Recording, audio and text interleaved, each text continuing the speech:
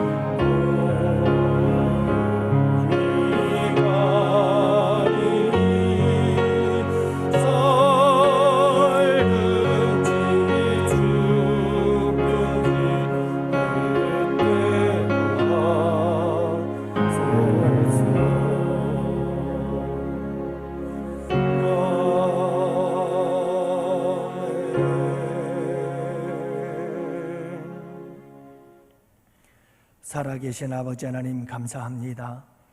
이 밤에도 저희들을 불러주셔서 환경과 상황이 우리의 모임의 예배를 허락지 아니하오나 그럼에도 불구하고 환경과 여건들을 초월하고 뛰어넘는 믿음으로 이 시간도 성령 하나님의 교통하심 가운데 주의 백성들이 한 마음으로 주님 앞에 모여서 예배 올려드립니다. 각자의 자리에서 예배하는 이 거룩한 예배 위에 더 큰 은혜와 갑절의 영감과 크신 축복을 더하여 주시옵시고 성령 하나님 갑절로 역사하여 주시옵시고 은혜로 충만한 이 밤이 될 수 있도록 도와주시옵소서. 무엇보다도 우리 아버지 하나님의 주권적인 역사를 믿고 신뢰하며 우리 주님 뜻대로 행하시옵소서. 주님의 뜻에 따라 순종하며 살겠습니다. 아버지 하나님 이 밤에 복종한 마음으로 주님의 뜻에 우리의 전 삶을 아버지 하나님께 맡기오며 우리 주님의 주권적인 역사를 따라 살아가기를 원하는 주의 백성들, 주님께서 오늘도 그 주님의 주권적 역사를 믿고 신뢰하며 그 안에서 소망을 노래하며 나아갈 수 있도록 우리 주님께서 은혜 위에 은혜를 더하여 주시옵소서. 아버지 하나님의 주권적인 역사는 우리에게 모두가 선이 되고 합력하여 은혜가 되고 축복이 되는 줄로 믿사오니 주님, 저희들로 하여금 오늘 이 밤 은혜의 밤이 되게 하여 주시옵시고 결단의 밤이 되게 하여 주옵시며 우리를 새롭게 하시는 거룩한 재창조의 성령님의 재창조의 역사가 일어나는 복된 밤이 되게 하여 주시옵소서. 잔잔하시고 때로는 강렬하신 놀라우신 하나님의 역사하심이 함께하는 이 밤, 치유와 회복의 역사가 일어나는 이 밤이 되기를 간절히 바라오며 우리 구주 예수님 이름으로 기도합니다. 아멘.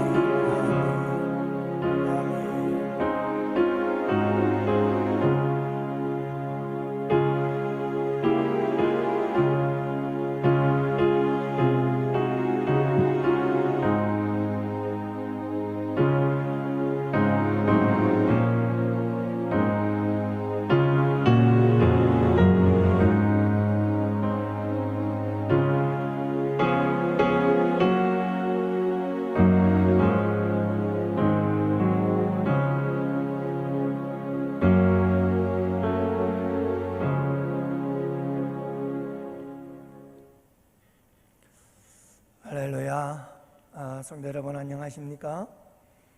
무더운 여름철 또 코로나가 극성을 부리는 이때에 여러분들 평안히 잘 지내시는 줄 모르겠어요. 여러분들이 그저 교회 왔다 기도하고 돌아갈 때마다 종종 만나곤 합니다만은 여러분들의 소식도 궁금하고 또 여러분들이 잘 지내고 계시는지도 많이 궁금하네요.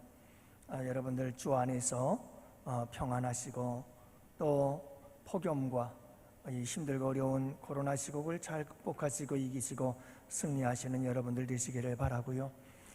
그리고 이 비대면 예배는 다음 주부터는 풀어질 것 같습니다. 오늘 정부에서 발표한 바에 의하면 이제 이번 주 주일 8월 8일 주일을 지나서 월요일서부터는 이제 99명까지 1000명 좌석 이상의 교회에서는 성도들이 99명까지 99명까지 예배를 드릴 수 있도록 그렇게 다시 4단계 개편안을 발표를 했습니다. 우리 기독교계에서 정부와 함께 계속해서 이렇게 타협을 한 좋은 결과라고 이렇게 생각이 되어집니다. 그래서 9일서부터 8월 9일 이번 주 주일이 지나서 월요일서부터는 여러분 우리가 예배를 드리도록 하겠습니다. 새벽 예배도 여러분 정상적으로 드리려고 합니다. 여러분들이 다 같이 함께 나와서 예배하고 기도할 수 있기를 원하고요. 그 대신 새벽 예배도 본당에서 예배를 드리려고 합니다. 거리 두기를 좀 더 멀리하고 그리고 우리가 방역수칙을 더 철저히 이렇게 또 기회를 주었는데 오히려 이런 기회가 또 교회가 세상 속에서 또 비난을 받지 않도록 하기 위해서는 이럴 때일수록 더 철저히 우리가 규칙을 지키고 방역을 앞서가야 되는 줄로 믿어요. 그래서 새벽 예배도 우리 본당에서 넓은 자리에서 함께 드릴 수 있도록 그렇게 하겠습니다. 여러분들 열심히 나와서 우리 함께 참여하고요. 수요 예배도 정상적으로 드리고 금요 예배도 99명 정도면 정상적으로 예배할 수 있습니다. 함께 참여해 주시기를 바라고요. 그렇게 우리가 1부, 2부 예배도 함께 정상적으로 드리는데 말씀드렸듯이 99명입니다. 그래서 가능한 한 1부 예배에 많이 참여해 주시기를 꼭 부탁드리고요. 1부 예배나 2부 예배나 100명이 넘을 시에는 100번째 나오시는 성도님들부터는 중1층 중예배 중성전에서 화상으로 예배를 드리도록 그렇게 하겠습니다. 여러분들 그렇게 하시고요. 정상적인 예배가 다음 주부터는 진행이 되어진다라는 마음을 가지고 우리 또 기쁜 마음으로 함께 모여서 예배하였으면 좋겠습니다. 자, 이제 우리 다 같이 함께 하나님께서 주시는 생명의 말씀 함께 보십니다. 창세기 25장 19절부터 25절 말씀 함께 보십니다. 창세기 25장 19절부터 26절. 이제 우리 다 같이 함께 한 목소리로 하나님 말씀 받들어 읽겠습니다. 아브라함의 아들 이삭의 족보는 이러하니라. 아브라함이 이삭을 낳았고 이삭은 40세에 리브가를 맞이하여 아내를 삼았으니 리브가는 밧단 아람의 아람 족속 중 붓두엘의 딸이요 아람 족속 중 라반의 누이였더라. 이삭이 그의 아내가 임신하지 못하므로 그를 위하여 여호와께 간구하며 여호와께서 그의 간구를 들으셨으므로 그의 아내 리브가가 임신하였더니 그 아들들이 그의 태 속에서 서로 싸우는지라. 그가 이르되 이럴 경우에는 내가 어찌할꼬 하고 가서 여호와께 묻자온대 여호와께서 그에게 이르시되 두 국민이 내 체중에 있구나. 두 민족이 내 복중에서부터 나누이리라. 이 족속이 저 족속보다 강하겠고 큰 자가 어린 자를 섬기리라 하셨더라.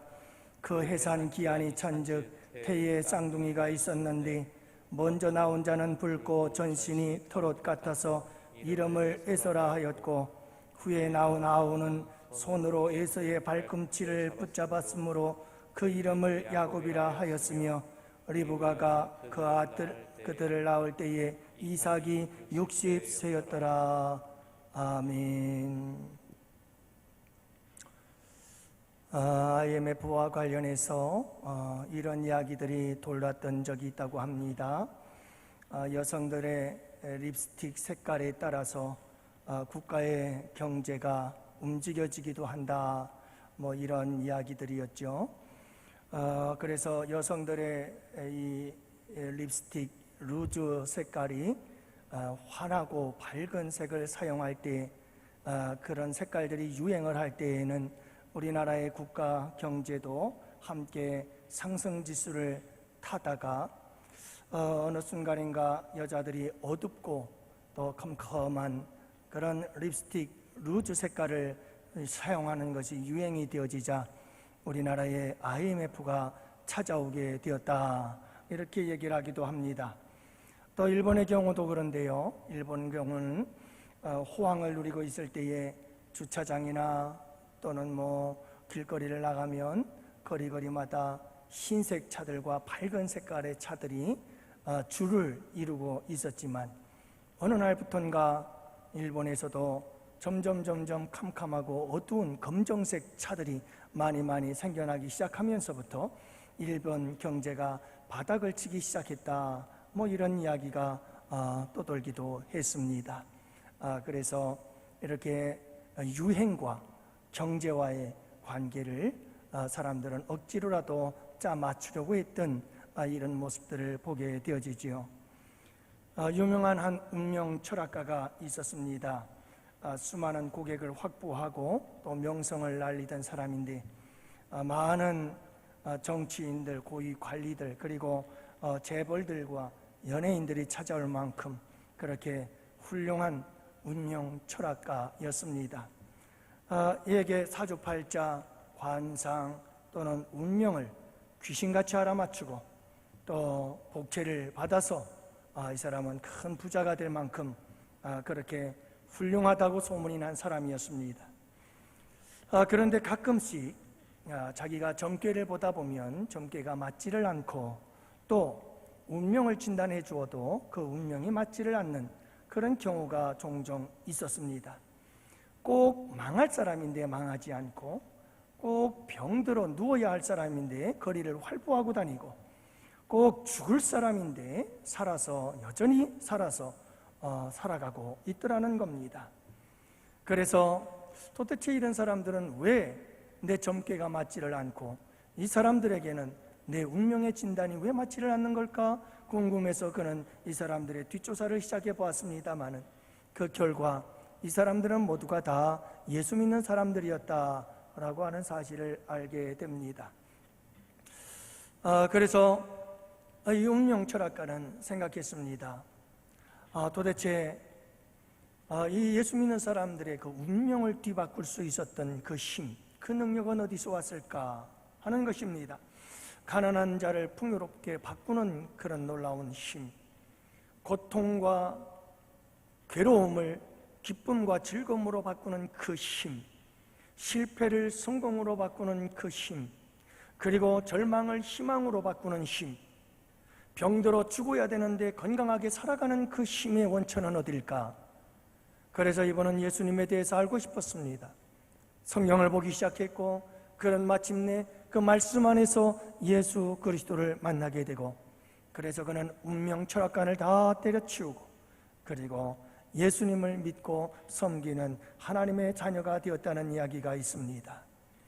사랑하는 성도 여러분, 세상 만사 모든 것이 그냥 하나님의 손, 주님의 주권 안에 달려있다는 사실을 여러분들이 믿으시기 바랍니다.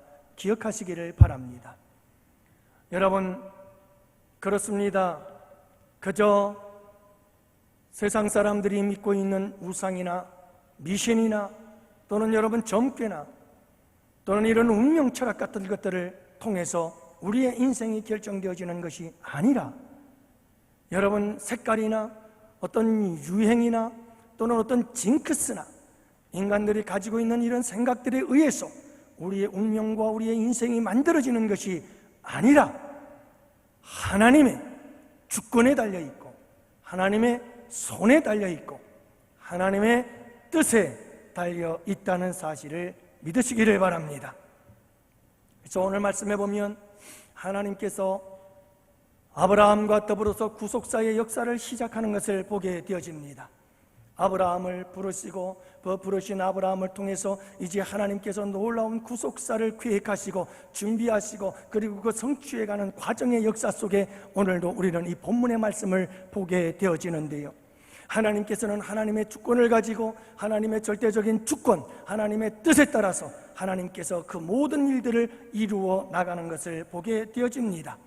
아브라함에게서 이삭에게로, 이삭에서 야곱에게로, 야곱에서 다시 요셉에게로, 그리고 족장의 시대에서 출애굽의 시대로, 광야의 시대로, 정복의 시대로, 가나안 시대로 계속해서 하나님은 구속의 사역을 이루어 가게 되어집니다. 여러분, 우리 주님의 이 구속의 사역은 마침내 예수 그리스도를 이 땅에 보내셔서 성탄의 역사를 이루셨고, 우리 예수님께서 여러분 십자가의 죽으심으로 인류 구속의 사역을 이루게 되어집니다. 인류 구속의 사역이 십자가를 통해서 완성이 되어졌지만 구속사의 역사는 아직은 그 완성을 향하여 가고 있습니다.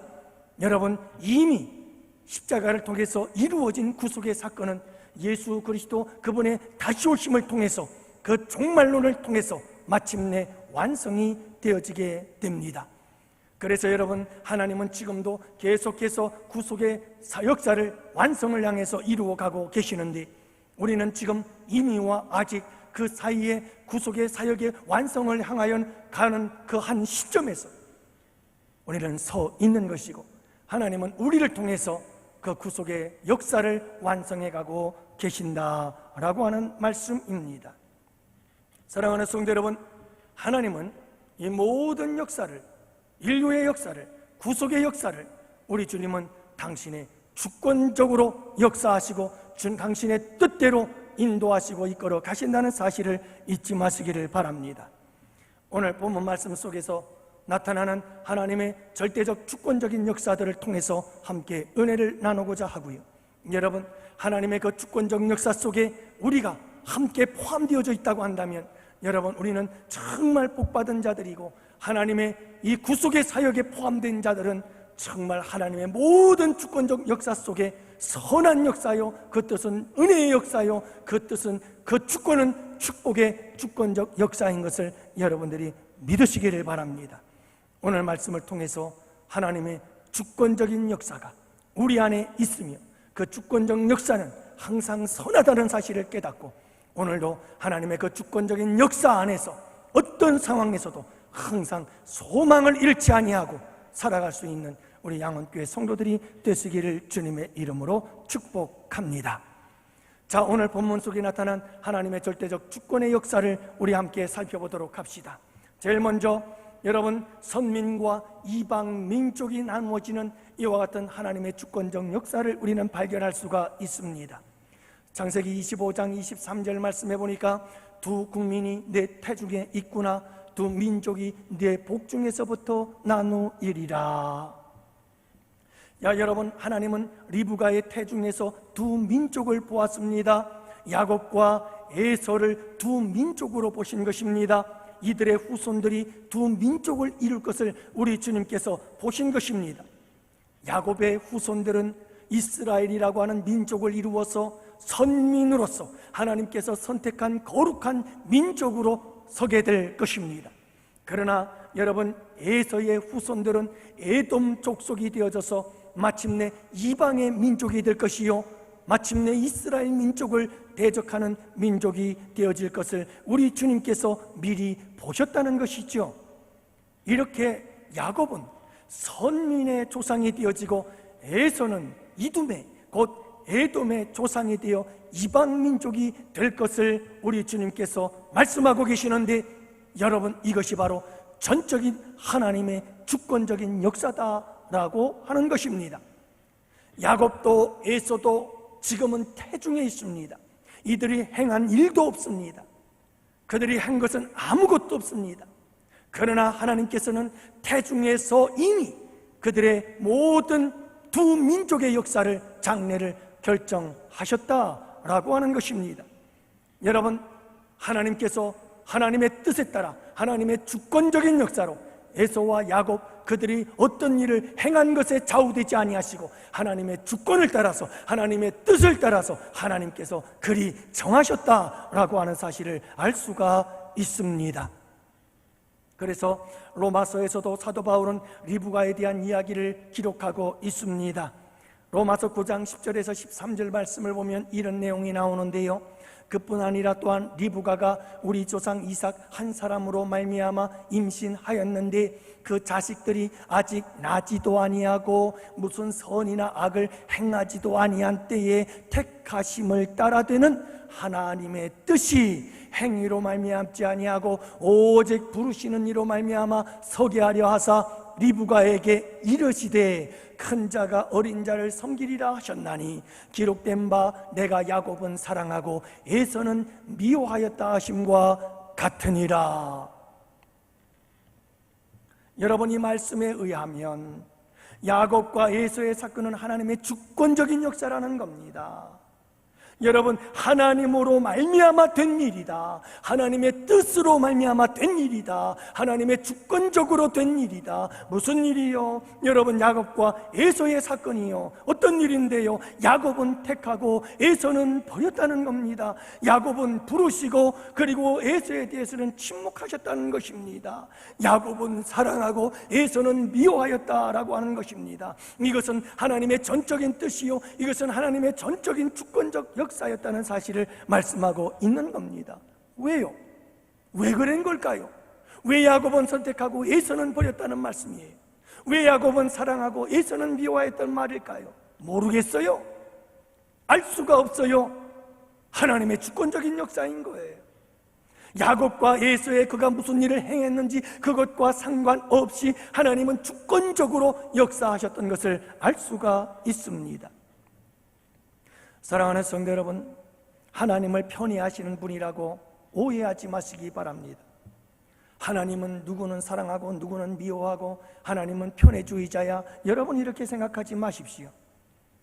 하나님께서 야곱은 사랑하고 에서는 미워하는 편애주의자, 여러분 이런 편애주의자가 아닙니다. 사실은 여러분, 에서도 야곱도 아담의 후손으로서 버림받은 존재요, 멸망의 자식들이었습니다. 여러분, 미움을 받아 마땅한 존재인 것이죠. 하나님 앞에 죄인 되고 원수된 자들이었습니다.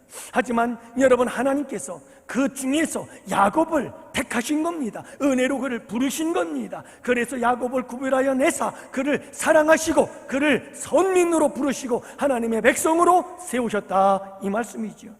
하지만 에서는 여전히 그가 가야 할 길을 가고 있는 것입니다. 사랑하는 성도 여러분, 야곱과 에서는 둘 다 모두가 다 사생자지요. 하나님으로부터 버림받은 자들이라는 겁니다. 하나님의 자녀로 삼으신 것은 하나님의 놀라운 은혜지요. 버림받은 자들에 대해서 하나님께서 야곱을 버림받은 자 가운데서 택하여 하나님의 선민으로 삼아 주신 겁니다. 하나님의 자녀로 삼아 주신 겁니다. 그냥 본연의 멸망의 자식으로 내버려 둔 것이 아니라 그걸 택하여 부르신 것입니다. 사랑하는 성도 여러분, 하나님은 편애하신 것이 아니라 멸망으로 가야 할, 마땅히 당연히 저주받은 영원한 지옥의 자식이 될 우리를 하나님께서는 그 가운데서 택하여 우리를 불러주신 것입니다. 하나님의 전적인 주권으로. 사랑하는 성도 여러분, 우리가 그런 겁니다. 우리가 사실은 모두가 다 멸망의 자식들이었지요. 죄의 노예였습니다. 지옥의 자식이었습니다. 저주의 자식들이었죠. 그렇게 우리의 운명은 에덴 동산에서 이미 결정이 되어졌습니다. 그런데 여러분, 하나님께서 우리를 사랑하셨어요. 그리고 우리를 당신의 자녀로 삼아 주신 겁니다. 저 세상 가운데에서 우리를 택하사 불러주신 겁니다. 왜요? 나도 몰라요. 여러분, 우리가 잘났을까요? 우리가 뭔가 선한 행동을 했기 때문일까요? 우리의 성품이 좋아서일까요? 우리가 똑똑한 사람들이기 때문에 그런 것일까요? 사랑하는 성도 여러분, 에서와 야곱, 야곱과 에서가 다를 것이 뭐가 있겠어요? 우리도 모든 사람들과 똑같은 멸망의 자식들이었습니다. 그렇지만 하나님의 주권적으로, 하나님의 뜻에 따라서 하나님께서 우리를 부르신 겁니다. 날 택하신 겁니다. 그래서 하나님의 자녀 삼아 주신 것입니다. 이게 하나님의 주권적인 역사인 것이죠. 놀라운 은혜입니다. 그래서 우리는 이렇게 찬송을 부르잖아요.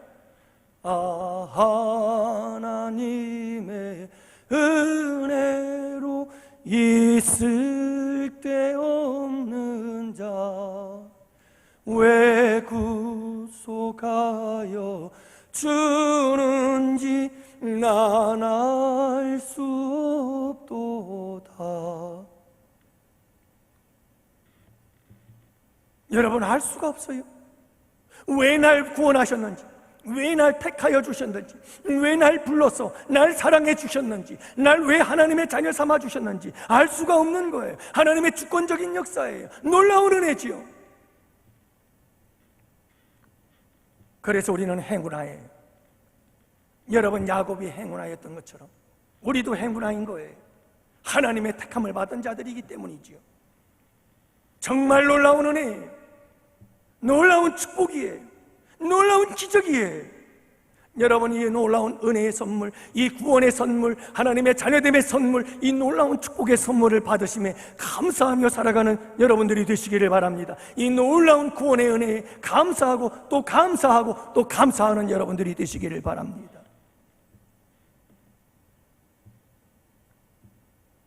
여러분, 두 번째로 오늘 말씀해 보면 우리 주님의 놀라운 주권적인 역사가 일어나고 생사화복과 관련하여 하나님은 주권적으로 역사한다는 사실을 우리에게 보여주고 있습니다. 자, 먼저 여러분, 리브가에게 나타난 하나님의 주권적 역사를 보면 21절 이삭이 그의 아내 리브가가 임신하지 못하였다, 이렇게 기록하고 있습니다. 그렇습니다. 여러분, 이삭의 아내, 그가 임신하지 못했습니다. 마치 사라가 임신하지 못했던 것처럼 리브가도 그렇게 태의 문이 닫혀져 있었습니다. 하지만 하나님께서 주권적인 역사로 리브가의 태를 열어주었고 쌍둥이를 얻게 되어지는 역사가 마치 사라가 100세에 아니 90세에 여러분 아들 이삭을 낳았던 그 기적의 역사처럼 리브가도 그렇게 쌍둥이를 얻게 되어졌습니다. 사랑하는 성도 여러분, 여기서 우리가 알아야 할 것은 이것입니다. 리브가가 아이를 가질 수 없었다는 것, 그것은 하나님의 주권적인 역사였습니다. 그러나 여러분, 하나님께서 또다시 리브가의 태를 열어서 하나님께서 쌍태를 주시고 쌍둥이를 낳게 해주신 이 놀라운 역사도 또한 하나님의 주권적인 역사인 것입니다. 여러분, 하나님께서는 자녀를 주실 수도 있고 아니 주실 수도 있습니다. 그것은 하나님의 주권인 것입니다. 우리는 모든 사람들이 다 그저 자녀를 얻을 수 있다고 생각합니다만 여러분, 그렇지 않습니다. 자녀를 얻고자 하도 얻지 못하는 사람들이 얼마나 많은지 모릅니다. 이것은 하나님의 축복입니다. 하나님의 역사인 것입니다. 그렇다고 해서 아이를 낳지 못함이 저주라고요? 그렇지 않습니다. 그것은 하나님의 주권적인 역사입니다. 하나님은 그 역사를 통해서 또 다른 선을 행하실 수 있는 분이심을 여러분들이 믿으시기를 바랍니다. 사랑하는 성도 여러분, 리브가에게도 하나님은 자녀를 주실 수도 있고 아니 주실 수도 있습니다. 그러나 하나님께서는 구속사적 관점에서 리브가에게 자녀가 필요했습니다. 그래서 하나님께서는 여러분 하나님의 뜻대로 하나님의 주권적인 역사로 리브가에게 태를 열어 쌍둥이를 얻게 만들어 주셨던 것입니다. 이 모든 것이 하나님의 주권의 관점에서 우리는 항상 바라보아야 합니다. 뿐만이 아닙니다. 여러분, 이삭에게 나타난 하나님의 주권적인 역사를 우리는 또다시 하나를 보게 되어집니다. 이삭이 그의 아내가 임신하지 못함으로 그를 위하여 여호와께 간구하기를 시작하자 하나님께서 이삭의 기도를 들으셨고 그의 아내 리브가에게 임신을 하게 하셨습니다. 여러분, 기도에 응답해 주신 것입니다. 하나님은요, 이삭의 기도를 들어주셔도 되고 안 들어주셔도 됩니다. 그건 하나님의 주권입니다. 여러분, 우리가 기도한다고 해서 하나님은 우리의 기도를 다 들어주시는 것이 아닙니다. 하나님의 주권입니다. 하나님의 뜻입니다. 하나님께서 꼭 들어주실 것 같으면 들어주는 겁니다. 어떤 기도든 들어주십니다. 하지만 여러분, 하나님의 주권적인 역사가 하나님의 뜻이 아니라면 여러분, 우리가 어떤 기도를 드려도 하나님은 응답하지 아니하실 것입니다. 하나님의 주권인 거예요. 그러나 이삭의 기도가 하나님 앞에 응답이 되어줄 수밖에 없었던 것은 하나님의 구속적 사역 속에 여러분 하나님의 구속의 이 역사를 이루어가는 데 있어서 주권적인 역사, 이 구속의 사역을 이루어가는 데 있어서 여러분 이삭의 기도는 응답되어져야만 했습니다.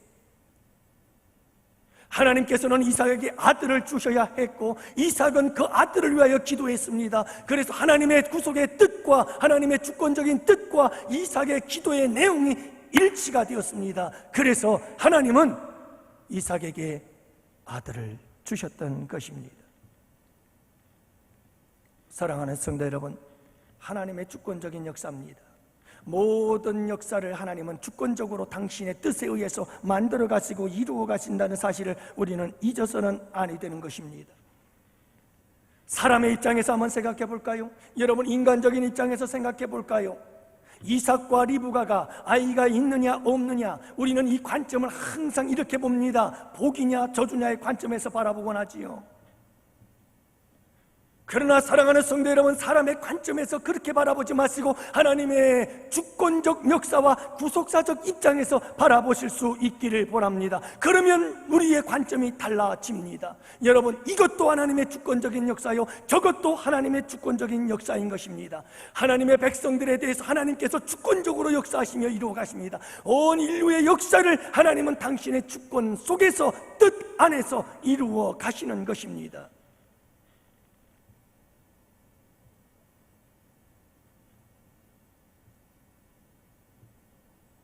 하나님의 백성들에게, 하나님의 택한 자들에게 하나님의 모든 주권적인 역사하심은 항상 선하다는 것을 잊지 마세요. 하나님의 택한 백성들에게 하나님의 모든 주권적 역사는, 하나님의 뜻은 항상 은혜요, 축복이라는 사실을 여러분들 잊지 마시기를 바랍니다.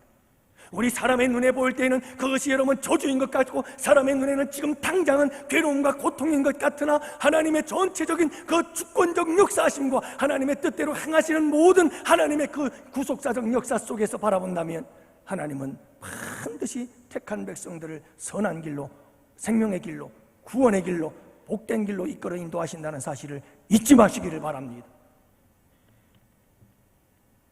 우리가 닉 부이치치를 잘 알잖아요. 두 팔도 없어요. 두 다리도 없어요. 그러면서도 그는 전 세계를 돌아다니며 수많은 사람들에게 희망과 행복을 전달하고 있습니다. 어떻게 그게 가능할까요? 그는 여러분 자신의 신체적 결함이나 그의 모든 삶의 모든 그 불행을 불행으로 여기지 않았습니다. 하나님의 주권적인 역사로 받아들인 겁니다. 하나님은 나를 이 세상에 태어나게 하시되 다른 사람과 조금 다르게 나를 태어나게 하셨다. 그는 그의 모든 불행의 요소들을, 모든 사람들은 저주라고 생각하는 것을 저주라고 생각지 아니하시고 하나님의 주권적인 역사로 믿었습니다. 그리고 그는 찾았습니다. 도대체 나를 통해서 이루고자 하시는 하나님의 뜻은 무엇일까? 그리고 그는 발견했습니다. 찾았습니다. 그리고 그는 전 세계를 다니며 사람들에게 복음을 전하고 세계의 모든 사람들에게 행복과 그리고 여러분 희망을 전하는 희망 바이러스가 된 것입니다. 우리는 주바라기 이지선 자매를 잘 알고 있습니다. 여러분이 미스 코리아 뺨치는 아름다운 미모를 가졌던 그가 한순간의 교통사고로 전신 55%가 화상을 입고, 여러분 병원에 실려 가자마자 이 사람은 곧 죽을 사람이라고 분류가 되어져서 따로 관리를 받을 만큼 그는 인생이 끝난 인생과 같이 처참했습니다. 그가 기적적으로 살아나긴 했지만 그의 얼굴과 온 몸은 괴물처럼 변해져 버리고 말았습니다. 그런데 놀라운 것은 그녀의 고백이었습니다. 그가 간증하는 자리에서 이런 고백을 합니다. 내가 겪었던 그 교통사고의 순간은 하나님께서 휘발유라고 하는 기름을 내 몸에 부으시고 내 속에 있는 모든 우상들을 태워버렸던 사건이었습니다. 내가 교통사고를 당하는 그 순간은 하나님께서 나를 완전히 새롭게 하는 새로운 창조의 시간이었습니다. 그는 그렇게 고백을 하더군요. 여러분, 이지선 자매는요, 교통사고 안에서 자신의 온몸이 불에 타고 있었던 그 순간을 그는 결코 원망하지 않았습니다. 결코 그걸 저주라고 말하지 않았습니다. 그것은 나에게 하나님의 재창조의 역사의 순간이었다. 휘발유의 기름으로 나의 몸을 부르시고 내 안에 있는 모든 우상들을 다 태워버리시고 나를 새롭게 창조한 사건, 여러분 놀랍지 않아요? 어떻게 이런 고백이 나올 수 있었을까요?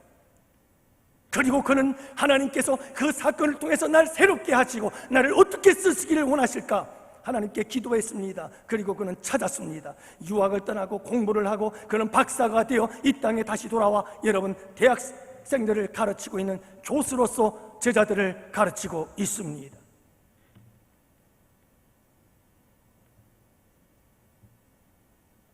사랑하는 성도 여러분, 무엇을 의미하는 걸까요? 우리의 삶 속에 이와 같은 불행, 이와 같은 괴로움과 고통, 이와 같은 처참한 아픔과 슬픔의 문제들이 우리의 삶에 닥쳐오곤 합니다. 그러나 여러분, 그것을 저주라고 말하지 마십시오. 하나님의 사람들은 하나님의 주권적인 역사인 것을 믿으시기 바랍니다. 하나님의 뜻이 그 안에 있습니다. 여러분, 그 힘들고 괴롭고 고통스러운 순간, 그 순간 속에서 하나님의 뜻을 찾으시기 바랍니다. 분명히 하나님은 주권적으로 계획을 가지고 일하고 계십니다. 그래서 우리는 어떤 상황 속에서도 새로운 역사를 창조해낼 수가 있는 것입니다.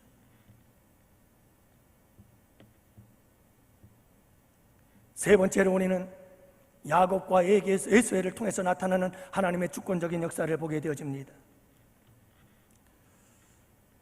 여러분, 한 블로그에 올라온 간증의 글인데요, 지난 6월에 있었던 일입니다. 코로나로 인해 가지고 30대의 젊은 사위가 생명이 위험한 상황에 이르게 되어졌습니다. 그래서 대학병원의 의사들은 이 사위를 치료하기 위해서 음압치료를 하게 되어지는데 인위적으로 제암을 재운다고 합니다. 그것이 하나의 치료의 과정이라고 하는데요, 이 30대 사위는 너무나 이 코로나 상황이 심각해져서 잠든 상태로 9일 만에야 맥박과 혈압이 정상으로 돌아오게 되어지고 11일 만에 자가호흡을 시작하였으며 13일 만에 정신이 깨어났고 한 달 만에 퇴원하게 되어졌다고 하는데요, 이 잠든 13일의 시간 동안 이 사위를 위해서 이 장모는요 끊임없이 기도하고 또 기도하고 또 기도했다고 간증을 합니다. 그가 붙잡았던 말씀은 이것이었습니다. 사무엘상 2장 6절 말씀. 여호와는 죽이기도 하시고 살리기도 하시며 수월에 내리기도 하시고 거기에서 올리기도 하시는도다. 신명기 32장 39절 말씀. 이제는 나 곧 내가 그인 줄 알라. 나 외에는 신이 없도다. 나는 죽이기도 하며 살리기도 하며 상하게도 하며 낫게도 하나니 내 손에는 능히 빼앗을 자가 없도다. 이분은 살리기도 하고 죽이기도 하시는 그 하나님, 수월에 내리기도 하고 여러분 수월에서 올리기도 하시는 하나님, 낮추기도 하시고 높이시기도 하시는 분임, 상하게도 하시고 싸매시기도 하시고 낮게도 하시는 그분, 여러분 그분이 하나님이신 걸 믿고 그분 앞에 기도하고 또 기도했다는 것입니다. 사랑하는 성도 여러분, 오늘 말씀에도 보면 이 야곱과 에서에 대해서 우리 주님께서 두 민족이 싸우는구나 그러면서 우리 주님께서 말씀하십니다. 한 민족은 강한 민족이 될 것이고 한 민족은 약한 민족이 될 것이며 또 한 민족은 섬기게 될 것이고 한 민족은 섬김을 받게 될 것이다. 높이기도 하고 낮추기도 하고 강하게도 하고 약하게도 하시고 여러분 이 살리기도 하시고 죽이기도 하시며 올리기도 하시고 내리기도 하시는 분, 이분이 우리 하나님이시다. 모든 우리의 인생의 생사화복을 다스리시는 분이 우리 주님이신 것을 말씀하고 계시는 것입니다.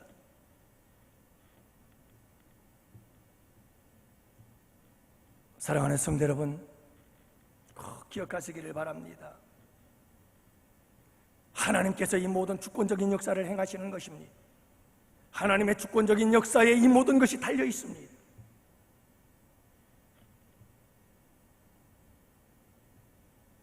참 놀라운 사실은요, 하나님께서 야곱에게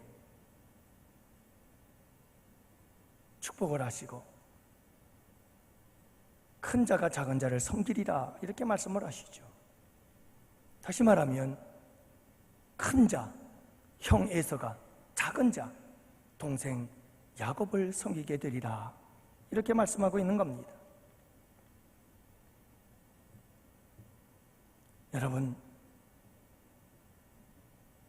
참 놀랍지 않아요? 그 당시에 율법이 그랬습니다. 전통이 그랬습니다. 사회적인 문화가 그랬습니다. 장자가 복을 받아야지요. 동생이 장자를 섬겨야 되는데 여러분, 형이 동생을 섬기리라고 말씀하고 있는 것을 보게 돼요. 어떻게 이런 일이 있을까요? 하나님의 뜻이에요.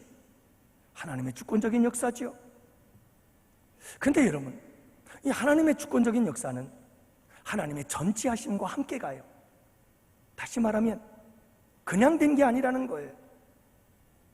아무런 이유가 없는 것이 아니라는 거예요. 하나님은 우리가 알지 못하는 한 가지 사실을 알고 있었어요. 그것이 뭐냐 하면 에서가 팥죽 한 그릇에 자기의 장자의 명분을 팔아버렸다는 거죠. 여러분, 이것은 야곱과 에서가 자라서 성인이 된 이후에 있었던 일이지만 태중에 있을 때는 몰랐던 이야기, 우리도 알 수 없는 이야기를, 그러나 하나님은 알고 계셨어요. 그래서 하나님은 형이 동생을 섬기게 될 것을 말씀하셨던 것입니다. 에서가 자기의 장자권을 아주 가볍게 여기고 아주 소홀히 여기며 그 장자권을 가볍게 여겨서 팔아넘길 줄, 팥죽 한 그릇에 팔아넘길 줄을 누가 알았겠어요? 그러나 하나님은 아셨던 거예요. 그래서 창세기 25장 3절 34절 말씀해 보면 에서가 장자의 명분을 가볍게 여김이었더라. 여러분, 하나님의 모든 주권적인 역사는 우리가 알지 못하는 하나님의 아심이 계시는 거예요. 우리는 모르는 하나님의 전지하심이 있는 거예요. 하나님께서 이 주권적인 역사, 하나님의 주권적인 뜻을 따라서 모든 일들을 이루어가고 있다는 사실을 잊지 마시기를 바랍니다. 생사화복 모든 것이 다 하나님의 주권 아래 있음을 여러분들이 믿으시기를 바랍니다. 다윗이 이 하나님의 주권적인 역사를 믿었던 사람 중에 하나지요.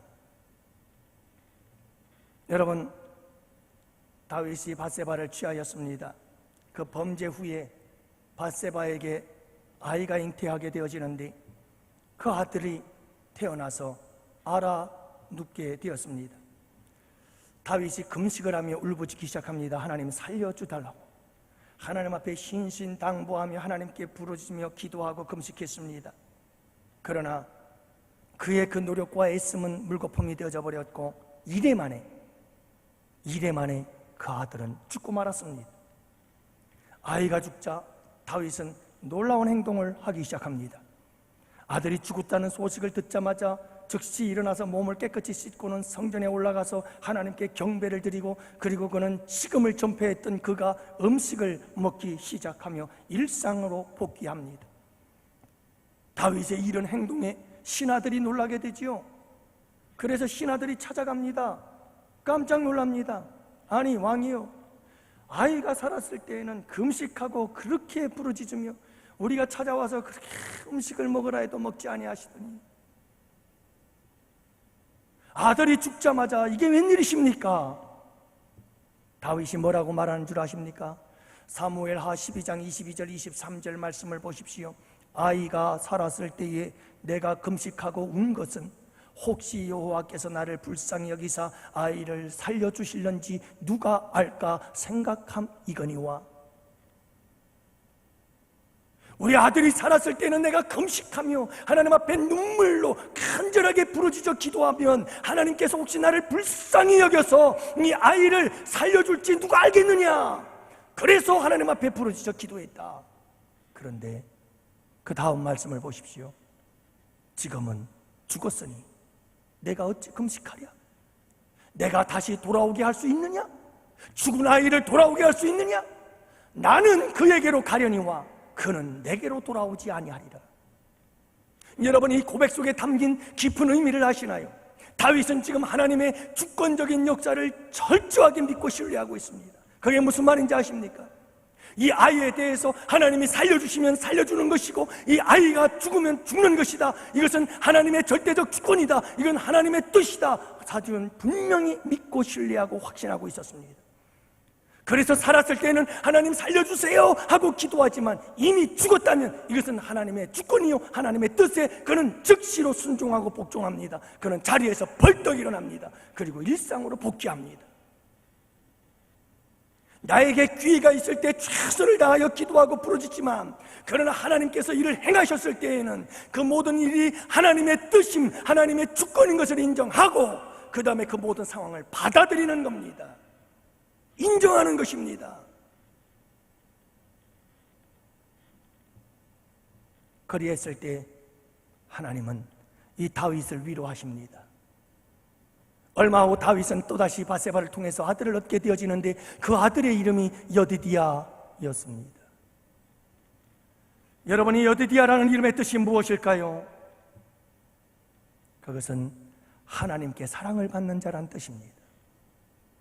이것은 여러분 솔로몬의 이름입니다마는 솔로몬에게 준 이름이 아니라 다윗에게 주신 하나님의 위로의 메시지인 줄로 믿습니다.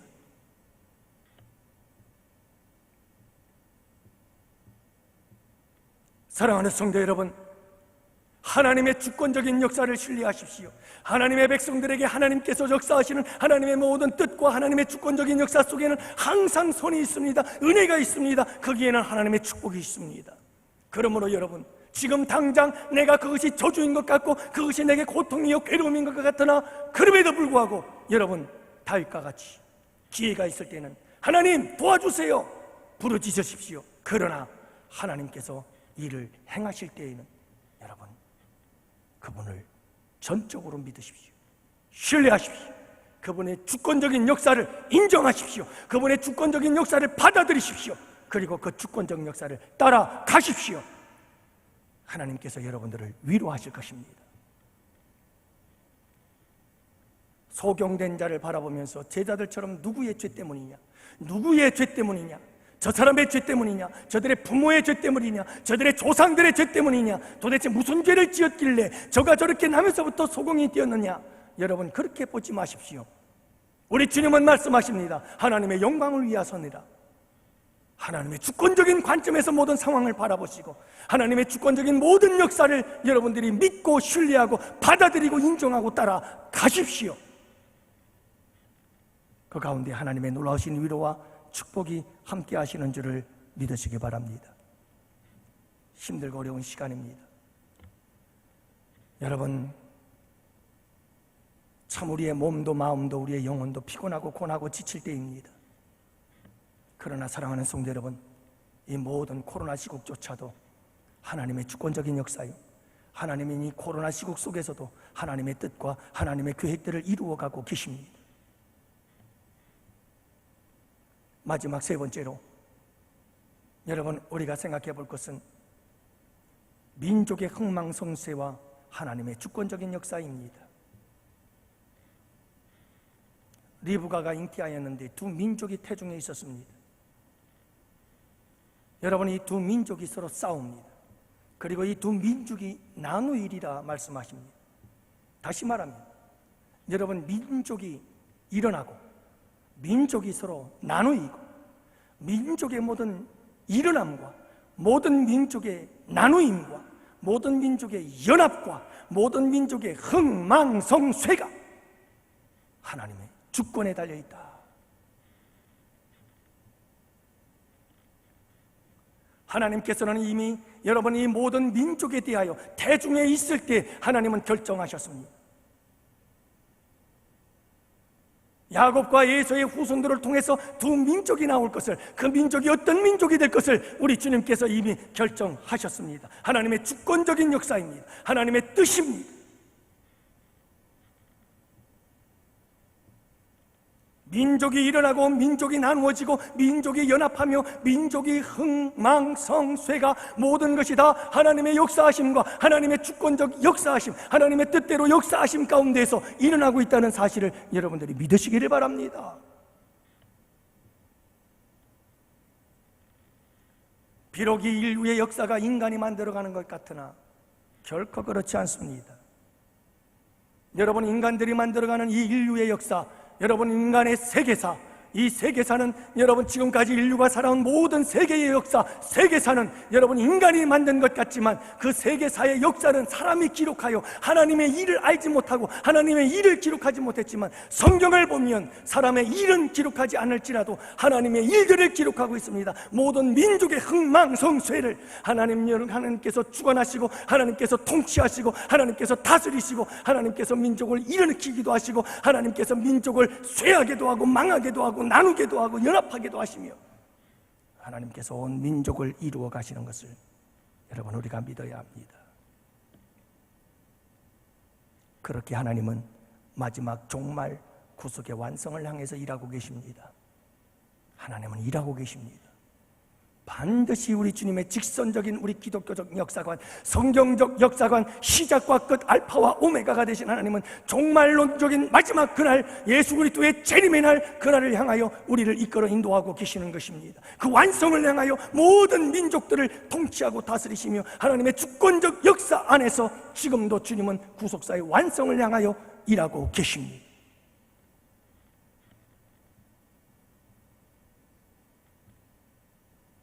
사랑하는 성도 여러분,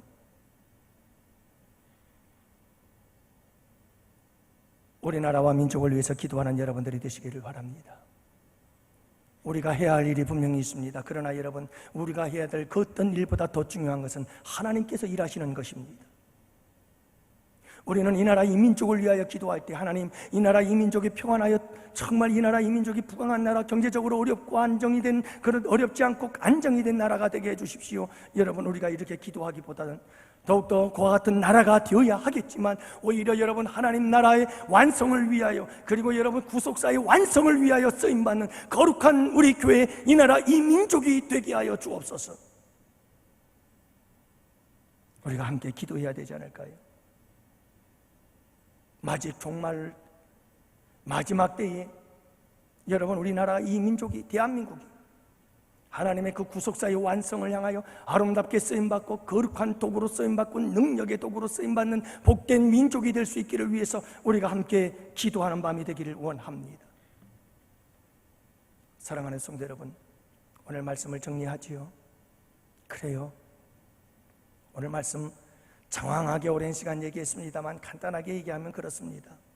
우리의 구원, 하나님의 주권적인 은혜입니다. 우리의 모든 생사화복, 여러분 복과 저주, 누구의 죄 때문이야 이런 관점으로 바라보지 마시고 여러분 우리는 하나님의 주권적인 역사의 관점으로 바라보셔야 됩니다.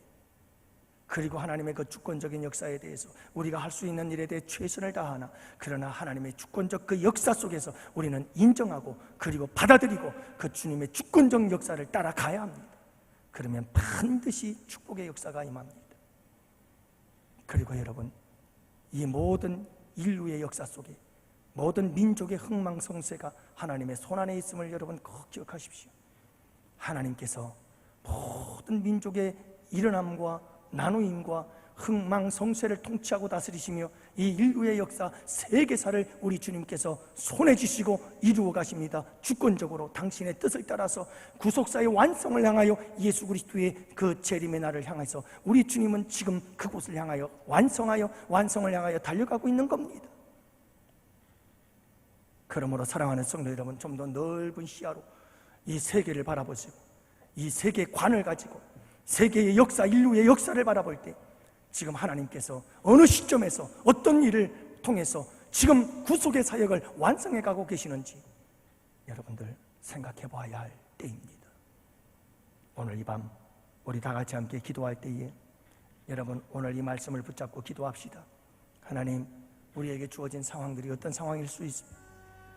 여러분, 어떤 상황일지라도 그 모든 것을 하나님의 주권적인 역사로 바라보시기를 바랍니다. 그리고 거기에 여러분 아멘 하며 따라가십니다. 어떤 일을 위해서 내게 이런 일을 주셨는지 그분에게 물으십시오. 우리에게 놀라운 승리를 주실 것입니다. 우리에게 놀라운 계획이 있습니다. 하나님의 뜻이 있습니다. 여러분, 그것은 분명히 축복의 열매일 것입니다. 그러므로 하나님의 주권적 관점에서 모든 것이 하나님의 주권 안에서 이루어지고 있다는 사실을 여러분 잊지 마십시오. 이 시간 우리 다 같이 함께 기도합시다. 살아계신 아버지 하나님, 감사합니다. 오늘 이 밤에도 저희들에게 하나님께서 주권적으로 역사하시는 그 하나님에 대하여 알게 하심에 감사합니다. 나의 아버지 하나님, 나를 주권적으로 구속하시고 구원하셔서 하나님의 자녀 삼으신 하나님께서 아버지 하나님, 이 인류의 모든 역사를 주관하시고 통치하시며 구속사의 완성을 향하여 이루어 나가시되 우리 주님께서 당신의 뜻대로 주님의 주권적인 역사를 따라서 이루어 가심을 믿습니다. 하나님의 주권적인 모든 역사는 하나님의 백성들에게 선한 역사요 하나님께 반드시 하나님의 백성들에게 축복임을 믿습니다.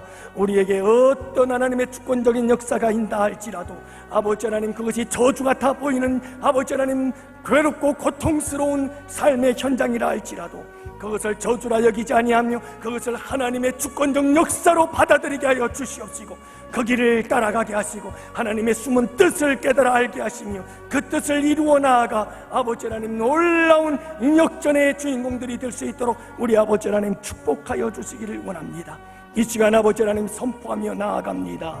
사랑하는 주의 백성들, 아버지 하나님 모든 육체의 질병과 삶의 모든 문제와 괴로움과 고통과 슬픔과 아픔들을 위하여 기도하오니 이 밤에 치료하시는 여호와 하나님 역사하여 주시옵소서. 우리 주 예수 그리스도의 이름으로 명하노니 이 더럽고 추악한 악한 사탄 마귀야, 예수의 이름으로 떠나갈지어다. 더러운 영아 떠나갈지어다. 거짓의 영아 떠나갈지어다. 교만의 영아 떠나갈지어다. 참소하는 영아 떠나갈지어다. 분열의 영아 떠나갈지어다. 미혹의 영아 떠나갈지어다. 파괴하고 멸망하며 저주기 받는 약한 영들아, 예수의 이름으로 명하노니 떠나갈지어다. 살아계신 아버지 하나님, 악한 영들이 떠나간 주의 백성들의 심령, 저들의 삶 가운데 아버지 하나님의 손길이 역사하여 주시옵소서. 하나님의 창조주의 손길이 역사하셔서 저들을 새롭게 하여 주시옵소서. 여호와 라파, 치료하시는 아버지 하나님의 손길이 사랑하는 주의 백성들의 육체의 질병을 치료하여 주옵소서. 고쳐 주옵소서. 삶의 문제들을 치료하시고 고쳐 주시옵소서. 영적인 문제들을 치료하시고 고쳐 주시옵소서. 살아계신 아버지 하나님, 우리 주 예수 그리스도의 십자가의 그 피 묻은 손으로 만져주시어서 아버지 하나님, 우리 주님께서 채찍에 맞고 징계를 받으면 우리의 나음을 위함이오니 주님, 그 십자가의 피 묻은 손으로 만져서 낫게 하여 주시옵시고 고쳐 주시옵시되 영육간의 모든 질병으로부터 고쳐 주시옵소서. 아버지 하나님, 육체의 질병도 고쳐주시고 우리의 영적인 무서운 병도 고쳐 주시옵시사 우리의 심령 속에, 우리의 삶 속에 깊이 뿌리박은 견고한 진과 같은 모든 죄악의 습관들이 떠나가는 역사가 있게 하여 주시옵소서.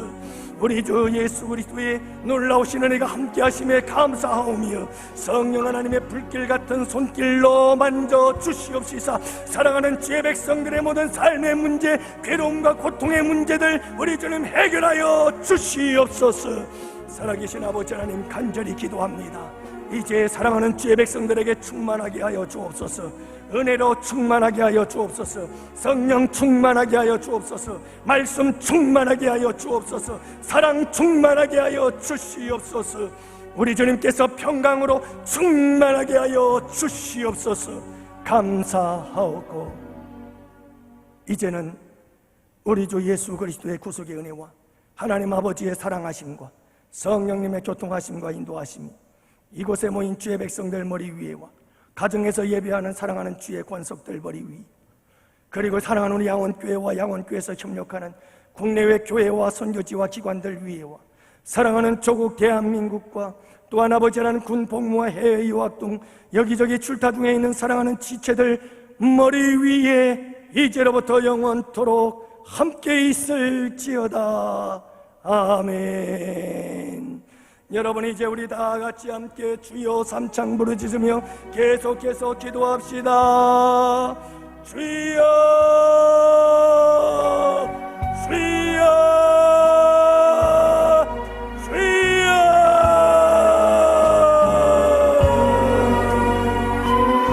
살아계신 아버지 하나님 감사합니다. 오늘도 우리 아버지 하나님 하나님의 말씀을 하여 붙잡고 기도하기를 원합니다. 나의 아버지 하나님, 나의 아버지 하나님, 나를 구원하신 주님의 놀라우신 그 주권적인 은혜에 감사합니다. 살아계신 아버지 하나님, 내가 무엇이기에 우리 아버지 하나님께서 나를 건져내시고 구원하셨나이까. 감사합니다. 아버지 하나님, 나는 할 수 없어요. 그 은혜를 할 수 없습니다. 살아계신 아버지 하나님 감사합니다. 하나님께서 나를 구속하시고 나를 하나님의 자녀 삼으시고 택하신 백성이요, 아버지 하나님께서 이루어가시는 하나님의 모든 주권적인 역사하심 중 모든 것이 완벽하여 선한 역사를 이루심을 믿습니다. 우리에게는 그 어떤 저주도